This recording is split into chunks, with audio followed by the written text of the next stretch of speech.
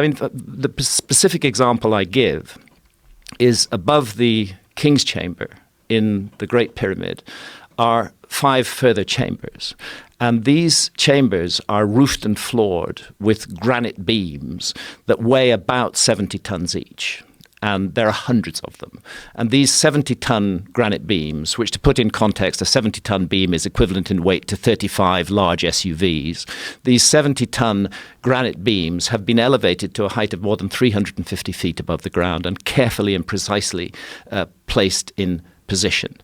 It is very hard for archaeologists to explain how that was done using purely leverage and mechanical advantage. You can say, oh, perhaps they built a ramp and hauled the stones up the ramp. But then you have to confront basic laws of physics. You can't haul a stone weighing tens of tons up a slope that exceeds 10 degrees.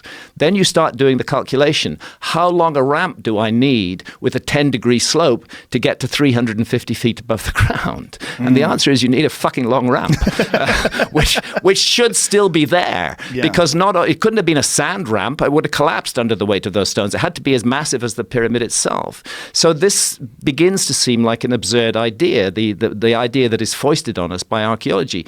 Maybe the idea that they regard as absurd, namely that psychic powers were cultivated by ancient civilizations, that they could use powers of the human mind that we have allowed to lapse, maybe that idea deserves further consideration.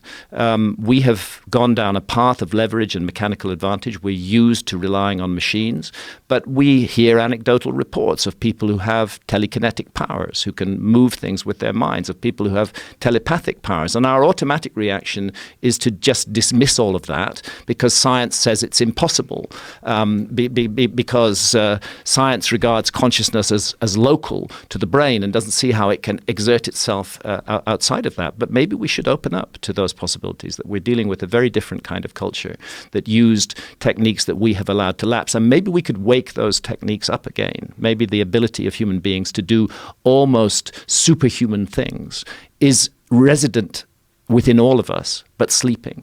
Well, it's pure speculation that they use some sort of a telekinetic power, but it's pure speculation. But it's absolute that they did something that we don't understand. If you think about the distance between us and the construction, just the modern accepted construction dates of the Great Pyramid, it's more than 5,000 years ago, or close to 5,000 years ago. Great Pyramid is supposed to be about 4,500 years old, yeah. That's really old. It's incredibly old, yeah.